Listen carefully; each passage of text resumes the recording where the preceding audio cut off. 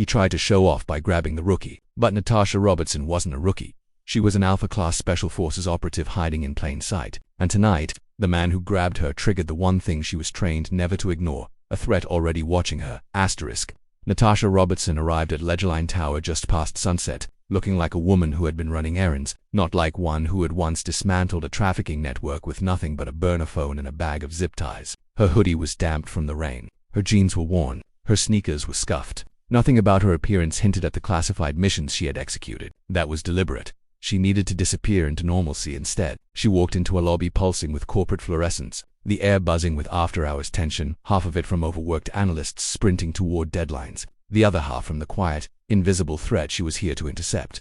Her task was simple: identify who inside the building was funneling sensitive R&D data to a foreign buyer. But simplicity on paper often meant complexity in reality, especially tonight.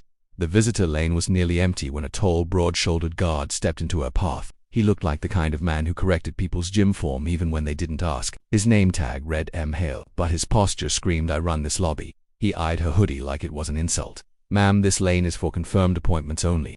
"I have one," Natasha said quietly. She didn't bother sounding defensive. He didn't check the system, didn't ask, just smirked. "Who exactly are you meeting?" "People upstairs don't usually bring in." He gestured vaguely at her clothes. "Freelancers." Natasha kept her breathing steady. Her mission depended on blending, not escalating. "I'm here for Titan Dynamics," she said. "Check the name Robertson." Marcus Hale folded his arms. "How about you tell me what your business is instead?" She blinked at him slowly. "No," he echoed, eyebrows raised as if personally offended.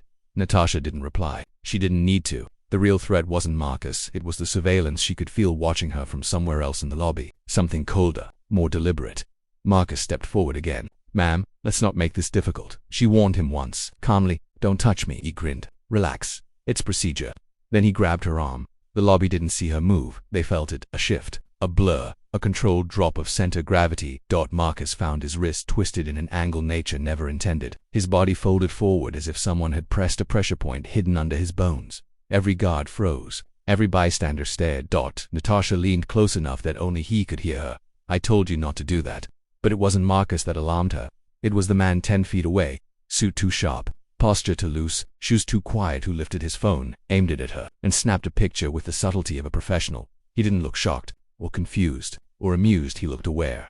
Aware of her technique, aware of her identity, aware of who she used to be. Her pulse jumped, for the first time all night, because she knew exactly what kind of person would recognize her despite an erased military record and a forged civilian identity. The kind she was here to hunt. Before she could move, before she could intercept, before she could stop him, the man in the suit turned and walked calmly toward the elevators, leaving her with a security guard pinned, a crowd watching, and confirmation that her cover had lasted all of 3 minutes. Somebody in this building already knew. The Alpha was here. If this pulled you in, hit like, subscribe, and share. Marcus Hale was still kneeling, stunned. When Natasha released him, he swallowed hard. A sensation returned to his wrist. "Who are you?" he whispered, but she didn't answer. Her eyes were locked on the elevator, its polished doors sliding shut around the man who had taken her photo. Every instinct in her body surged forward, but she forced herself to move like a civilian, not a predator. She stepped around Marcus, ignoring the whispers rising behind her. "You can't just," Marcus called, trying to recover authority. Natasha didn't slow down. "Check your cameras," she said without looking back, "and don't touch me again." She slipped into the nearest stairwell. The man had taken the elevator up 12 seconds of vertical travel. She had to close that gap. She bounded the steps silently, counting floors, recalculating probabilities. This wasn't a random observer. He didn't react like a civilian. His eyes held the cold calibration of a trained handler, someone used to gauging threat, not witnessing it. By the time she hit the 6th-floor landing, her burner phone vibrated. One coded vibration pattern. Unknown asset spotted. Identity breach possible. Proceed with alternate route. Her chest tightened. The message was from no one, or rather, from someone whose number didn't exist except when it needed to. She opened the stairwell door a crack. The hallway was quiet. Too quiet. She moved anyway. The elevator dinged ahead. Floor 7, doors opening. Natasha exhaled, slipping behind a concrete column just as the man stepped out. He walked with the ease of someone who planned everything to the second. His shoes made almost no sound. His suit moved like it had been tailored to hide slim, concealed pockets. He didn't check his surroundings. He didn't need to. Only someone trained not to reveal awareness carried themselves that casually. Natasha shadowed him down the hall toward a maintenance corridor. But then he did something unexpected. He turned his head slightly, not enough to look at her, but enough to signal he knew she was there. Her stomach dropped. This man wasn't just a courier or a scout, he was a counter-operative. He stopped at an unmarked door, typed in a code too fast for her to catch, and slipped inside. Natasha reached the doorway 2 seconds later and froze. The room was empty, completely empty. A storage closet with bare shelves and cold concrete. No exit, no vents, no floor hatches. She scanned it twice, nothing. He had been right in front of her, and now gone a ghost. A message whispered through her nerves. You're already behind. Then the building lights flickered once, twice. Her phone buzzed. Again, breach in progress to 2nd floor. Natasha exhaled slowly. She knew what this meant. The man hadn't taken a photo to identify her. He had taken it to confirm something. To signal someone else. Somebody who now knew exactly where she was, and they were already moving. She sprinted back to the stairwell. Somewhere above her, a breach was underway. Somewhere below her, the ghost was circling. Somewhere inside this tower, somebody was preparing to make a move that she had been sent here to stop. But now the mission wasn't just compromised, it was personal.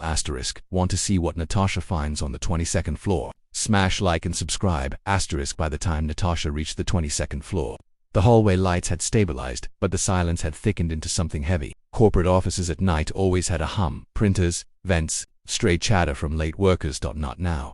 This silence was aggressive, intentional, engineered. She stepped out of the stairwell, her body angled to minimize silhouette. Her hoodie hid the tension in her shoulders, but her eyes sharpened, scanning for movement, heat, shadow breaks. The corridor was lined with frosted glass offices, markers of normalcy, faces of productivity frozen behind locked doors. But at the far end, one door stood ajar. Meridian Labs' restricted R&D division. Her pulse tightened. If there was going to be a first strike, it would start here. She moved closer and saw the body, a man in his late 30s, slumped against the wall near the server room. No blood, no struggle, no signs of panic, just a single bruise on the side of his neck, small, circular, expertly placed, a carotid pinch, instant unconsciousness, often fatal if pressure was held too long. Someone trained had done this. She knelt down, 2 fingers checking his pulse. Nothing. His security badge was missing. His phone was gone. His access code panel beside the server room door had been opened, wires exposed, bypassed with surgical precision. She stood. The breach had already begun. She opened the server room door slowly. The chilled air hit her first, sterile, metallic. The red glow of cooling units pulsed through the darkness. Rows of servers blinked like watchful eyes. Then she saw the laptop. Someone had left it on the central console, still running, a live connection window, foreign language text, and a progress bar at 78%. They were pulling data. She scanned for movement, listening for subtle shifts, breath, cloth, footsteps, but the room was empty. The attacker had left the laptop, running deliberately. A trap. Natasha stepped forward anyway. She checked the port. A thin, encrypted drive was plugged in, still downloading files. She reached for it and stopped. A fiber-thin tripling was wrapped around the drive, almost invisible, connected to a device glued under the console. She leaned closer. Not an explosive. Worse, a signal spike trigger. The moment she pulled the drive free, the device would send a burst ping to an unknown receiver, a confirmation telling them she had arrived. Natasha exhaled slowly. They weren't just stealing data, they were tracking her responses. She rerouted the signal manually, second by second, breath by breath. Each wire cut was a countdown. One wrong touch and she'd alert the entire network. She severed the final link. The laptop screen flickered. The download paused. Then a new message appeared, typed in real time. Hello, Natalia we've been waiting for you. Her body went cold. Only 2 groups knew her old operational name, her unit, and her enemies. Another line appeared. Trying to save them won't work. You're already 2 moves behind. She typed nothing. The sender typed again. Look up. She froze, slowly, very slowly. Natasha raised her eyes to the server room ceiling and saw the black dot of a micro camera staring straight at her.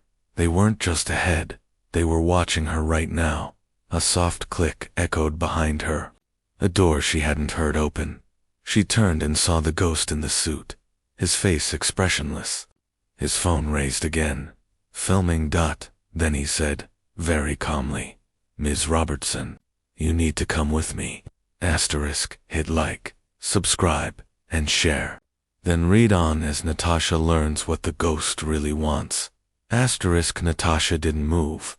The man in the suit lowered his phone, as if the request had been polite and not delivered in a room containing a dead body and an active espionage breach. Follow me, he said. Now. His voice was steady, not demanding, not commanding, but assured, like he knew she would obey. Natasha didn't. Who are you? She asked quietly. He smiled faintly. Someone who understands what you're capable of, much more than these civilians do. Her muscles tightened. He knew. He stepped closer, shoes whispering on the tiles. Let me guess. You came here thinking you'd stop a leak, contain a breach, clean up someone else's mess. He tilted his head. But what if the mess isn't the problem? What if the problem is the system you're still trying to protect? She kept her stance neutral, but inside, questions were stacking fast. Your team abandoned you 2 years ago, didn't they? He continued softly. Left you to disappear under a new identity. And here you are, still working for the same machine that burned you. Her breath locked. How do you know about that? She whispered. He gave her a sympathetic look, the kind a wolf gives a trapped animal. Because I was there, he said, the day your extraction went wrong. The servers hummed loudly, too loudly. Natasha's pulse hammered in her throat. You're lying. I'm not. And I'm not your enemy, Natasha. He paused. But I am offering you something your own government never will. She said nothing. He took one slow step closer. A chance to survive. The power grid flickered again. Natasha shifted her weight, preparing for the possibility that more operatives might enter the room. He noticed, and smiled. Don't worry, if my team were coming for you, you'd never hear them. Not reassuring, he gestured toward the laptop. You saw the files. You know what they're moving. Do you really think you're the only one who noticed the pattern? The only one who understood someone inside was selling out. Her heart pounded. Because she had noticed that. The ghost lowered his voice. You're not hunting a mole? His eyes sharpened. You're hunting an entire network. She swallowed. Hard. And you're what, recruiting me? I'm warning you, he said, before it's too late. Behind him, the fluorescence flickered again, and went out. The room plunged into darkness. Then red emergency lights glowed, bathing his face in a hellish hue. He sighed.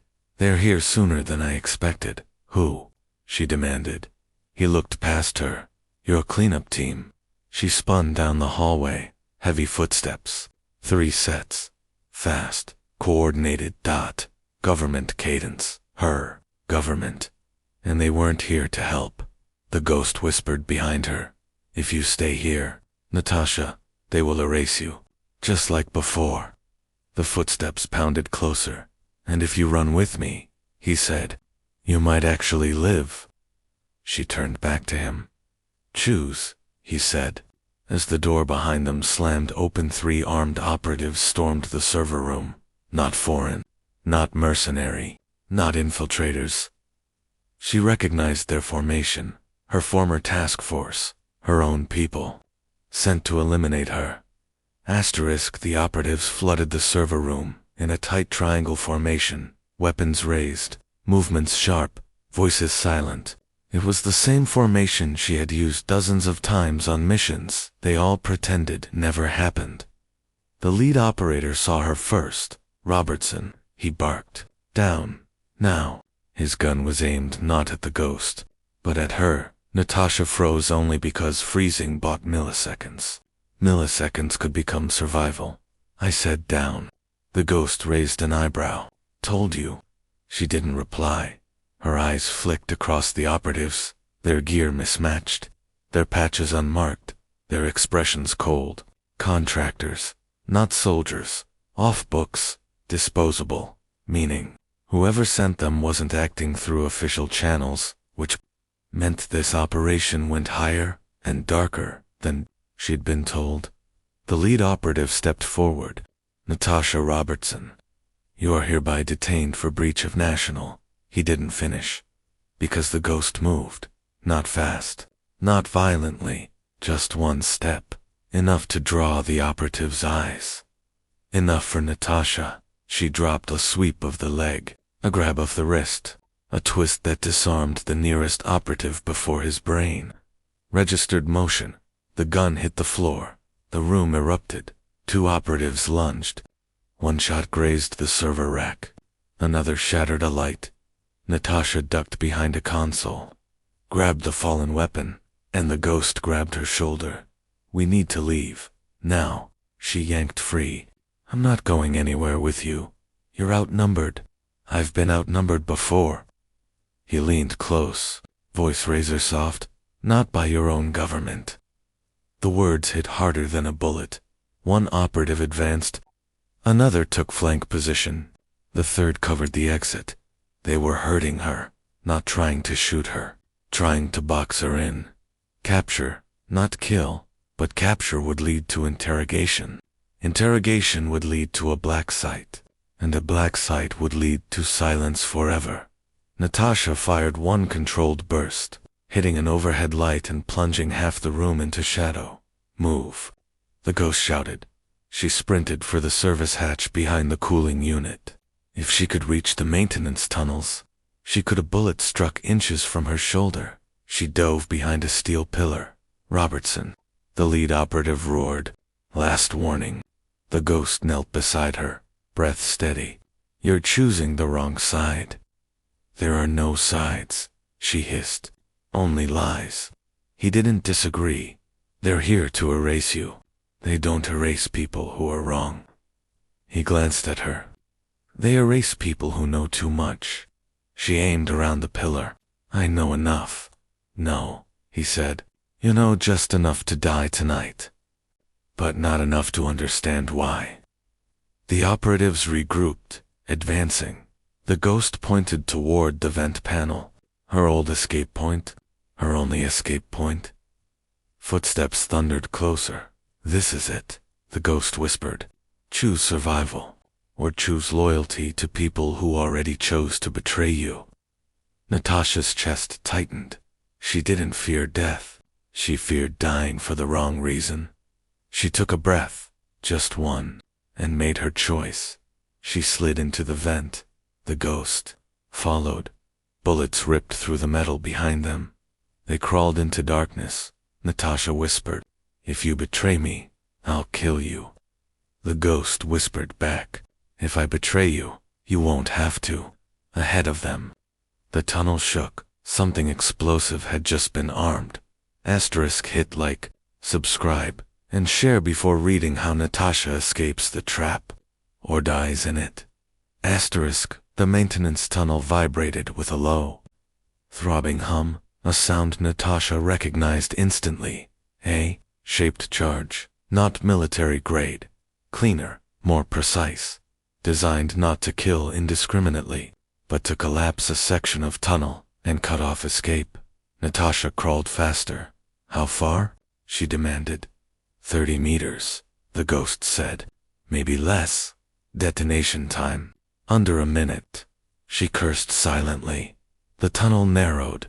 The metal walls felt like they were inhaling, exhaling. She pushed harder, her palms burning as she dragged herself forward. A ladder appeared ahead. "Up," she said. They climbed fast, bursting into a dark maintenance corridor on the 23rd floor. Natasha slammed the hatch shut just as the explosion hit. The blast thundered below them, a violent crack of steel collapsing into concrete. Dust erupted through the seams, warm air pushing up like a dying breath. Natasha backed away, eyes adjusting. The ghost wiped grit from his suit. "Congratulations. You lived." She didn't answer. Her mind was moving too fast. They hadn't placed that charge for her. It had been planted hours ago, waiting, meaning the operation had been compromised long before she ever stepped into the building. Meaning someone had known she was coming. Meaning her burner buzzed. A message she didn't want to see. N. Extraction cancelled. Do not contact home. Trust no one. The ghost read her expression. "Now you understand." Natasha swallowed hard. "Tell me what you want," she said.